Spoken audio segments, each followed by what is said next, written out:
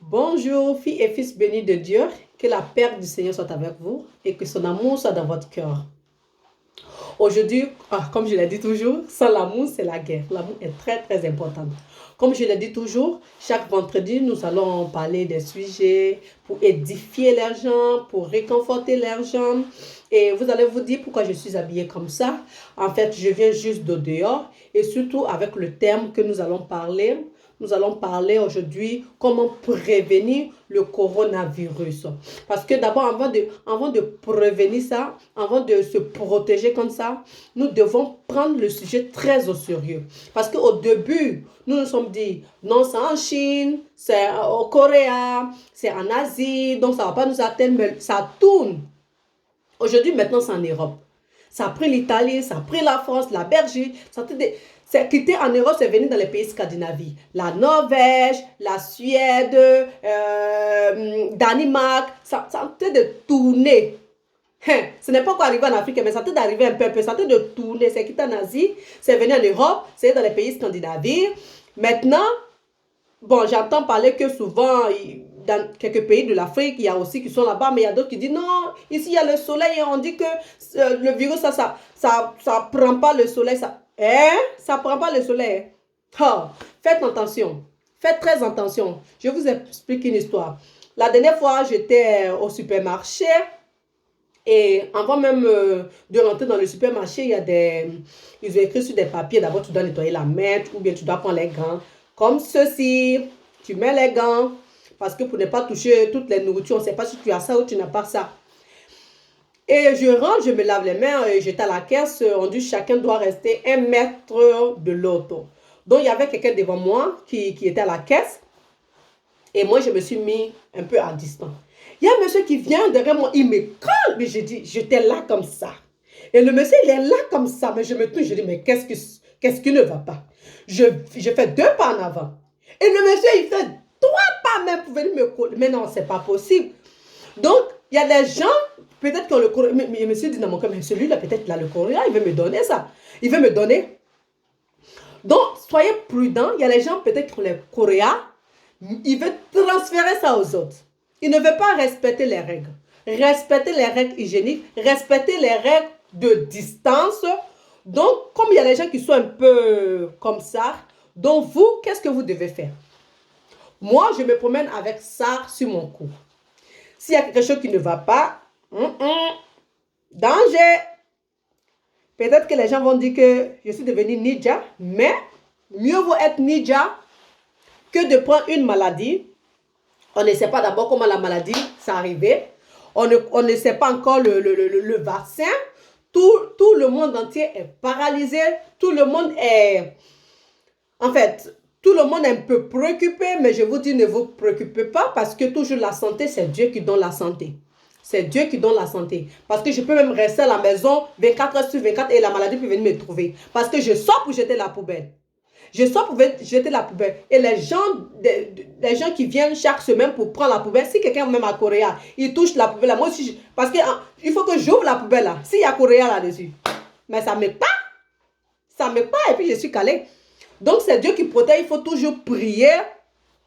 Il faut toujours rester vraiment prudent, comme je vous ai dit, prudent parce qu'il y a des gens qui veulent transférer ce virus-là aux gens parce qu'eux aussi, ils l'ont pris comme ça, ils ne savent pas, donc ils sont peut-être un peu fâchés. Et ceux peut-être qui ont le virus et qui ont un peu honte de parler de ça, mais il n'y a pas de honte dedans. Il n'y a pas de honte dedans parce que c'est pas quelque chose que toi tu es parti chercher, c'est quelque chose que voilà, c'est arrivé, bon, ça t'a attrapé parce que au début les gens n'ont pas pris ça au sérieux, mais maintenant ça devient très très sérieux. Très très très très sérieux. Donc mes frères et sœurs, voilà ça aussi, anti-batterie. Maintenant on ne trouve même plus ça même sur les marchés. Donc ce que vous avez fait, vous pouvez prendre même une bouteille comme ça, excusez-moi, hein, une bouteille comme ça et mettre même un peu de savon dedans avec de l'eau. Donc, quand vous partez, vous pouvez faire comme ça et laver bien la main, nettoyer la main. Voilà. Et ça continue. Donc aujourd'hui, c'était le thème. Désolée si je suis un peu, peut-être j'ai un peu crié. J'ai un peu crié, mais désolée. Et surtout, on doit prier parce qu'on ne sait pas si nous sommes vraiment à la fin du monde. Parce que un petit virus qui a pris tout le monde entier, quand même, c'est que c'est, comme Macron a dit, nous sommes en guerre. Mais oui, nous sommes en guerre contre le virus.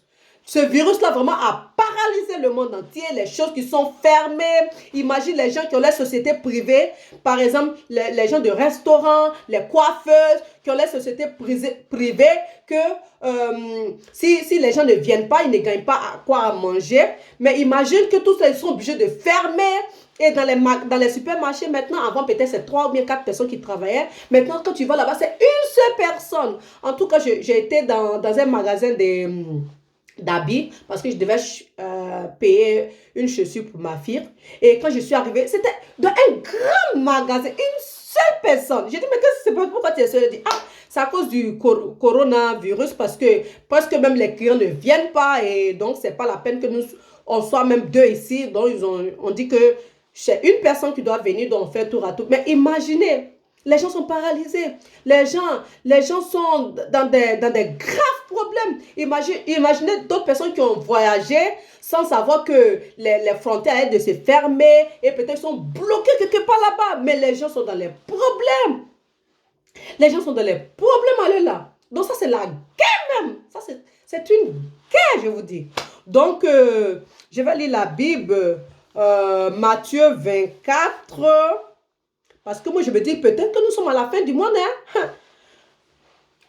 Jésus non, je vous le dis en vérité, c'est Dieu qui parle.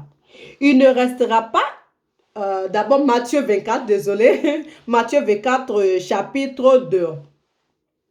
Je vous le dis en vérité, il ne restera pas ici pierre sur pierre, tout sera détruit.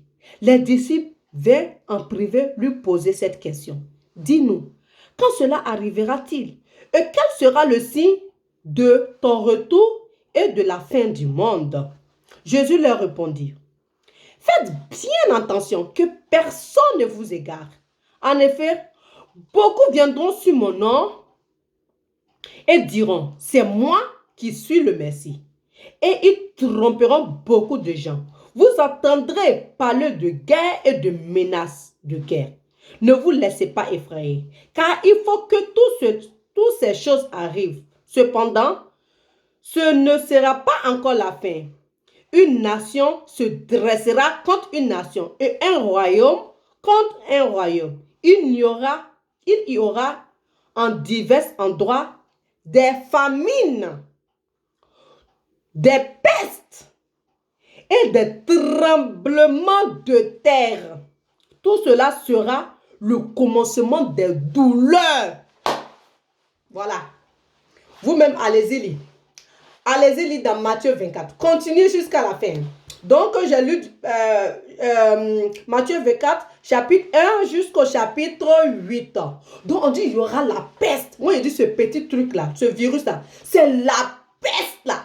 C'est une peste. Donc, nous devons rester en prière et ne pas avoir peur. Parce que souvent, c'est quand tu as peur de quelque chose même que ça t'arrive. N'ayez pas peur. Mais ce n'est pas parce que tu n'as pas peur que tu ne vas pas te protéger. Il faut se protéger. Il faut se laver les mains. À chaque fois, à chaque instant, il faut utiliser l'alcool. Utilise les moyens de sécurité et surtout, sois en prière. Il faut être en prière. Voilà, c'était le message d'aujourd'hui. N'ayez pas peur parce que Dieu m'a dit, ne vous laissez pas effrayer. N'ayez pas peur, soyez tranquille.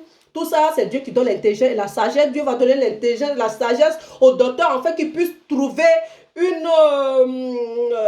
un antibiotique ou un vaccin pour que nous tous, nous soyons vraiment, pour que le monde, voilà, ça perce. Donc, que la paix du Seigneur soit avec vous et que son amour soit dans votre cœur. Soyez bénis et bon week-end à tout le monde. Dans la paix du Seigneur. Amen.